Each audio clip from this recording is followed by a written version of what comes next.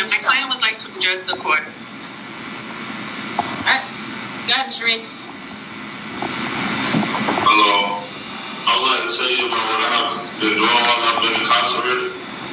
I volunteered to go to the New Beginnings program with my GED to help change my life. I have completed a lot what we have in this program so I can be a better person. And the things I've learned are the 12 steps to your addiction, how to overcome your addiction and adapting to change and why it matters.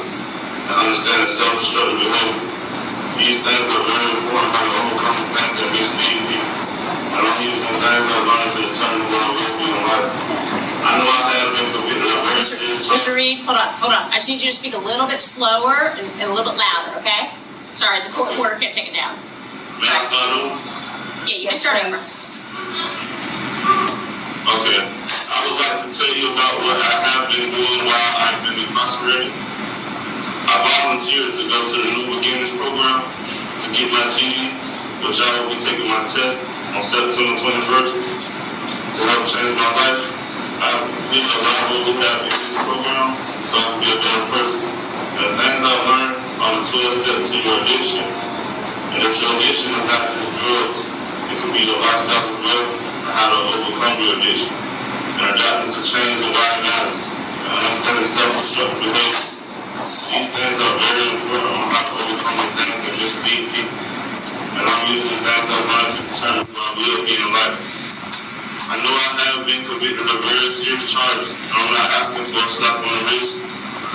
I'm asking you to consider giving me a possibility of parole on my sentence. I have planned goals and programs to help me while I am incarcerated, which is finishing my GED, any anger management and rehabilitation programs, along with any integrity or motivational program. I'm a better person. I will do whatever I have to do to strive to be successful while I'm incarcerated. This situation is very devastating and hurtful, and I have a heart. I was a victim of crime in my situation as well. When I went to apologize for what my grandmother said over the phone, she was very upset and said things that were wrong. She even told me to kill myself. I also plan on taking trade so I can have access to a good job. And last but not least, to the Maxey family, I know you may hate me and may not care what I have to say. I want to tell you I'm truly sorry for your loss. I don't know how to tell you things will be okay because that wouldn't be true. I want to tell you that you have a very beautiful daughter with an amazing smile who is innocent, and I ask that you remain strong through this tragedy. And I hope you're safe and God you find forgiveness. My heart hurts for the Maxey family, for my family, and especially my son and daughter. This entire situation is really lost. Losing my father at the age of 11 has prevented me from the ability of coping with my emotions. That's one thing I've been working on and will continue to work on. Thank you for giving me the opportunity to share. Thank you, Mr. Reed. Ms. Megan. Yes, Your Honor. So ultimately, we're going to be requesting a life sentence with the possibility of parole. All right. Thank you. Anything further? Not from the state, Your Honor. Not from the defense, Your Honor. All right. Thank you. In considering the appropriate sentence to be given in this case,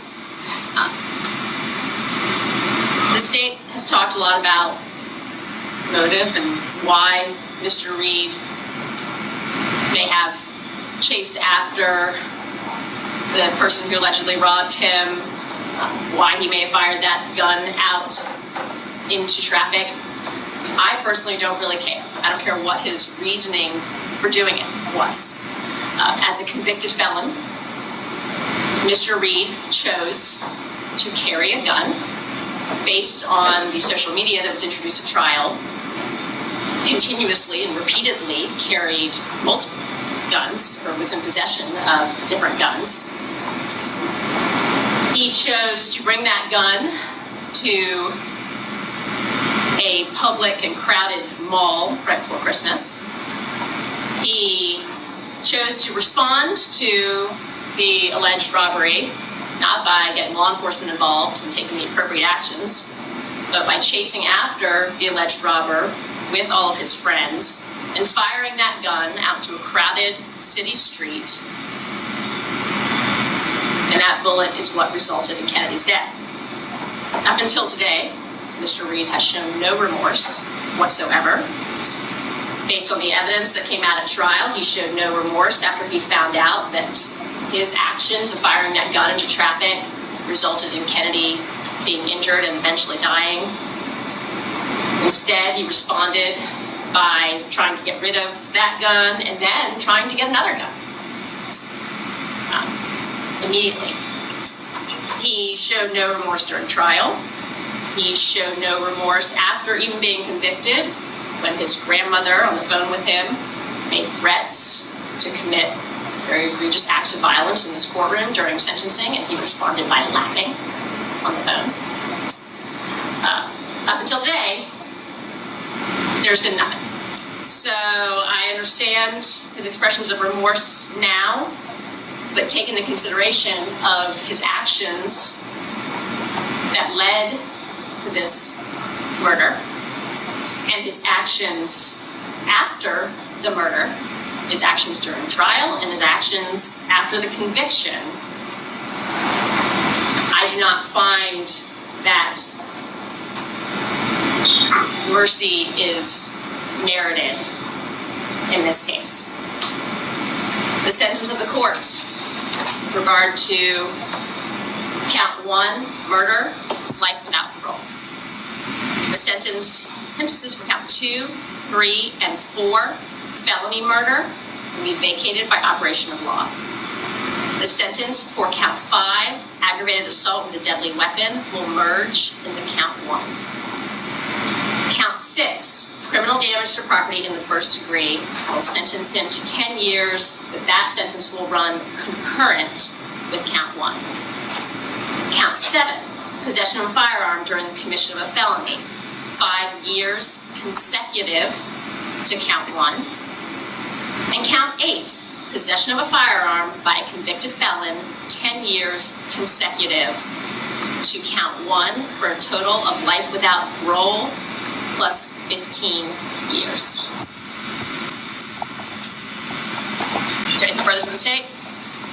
No, Your Honor. Anything further from the defense? No, Your Honor. All right, there's the sentence of the court.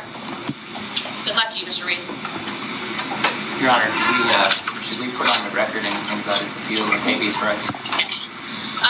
So, Mr. Reed, you have 4 years from today's date to file what is called a habeas corpus petition challenging any alleged constitutional violations that occurred during the course of this case.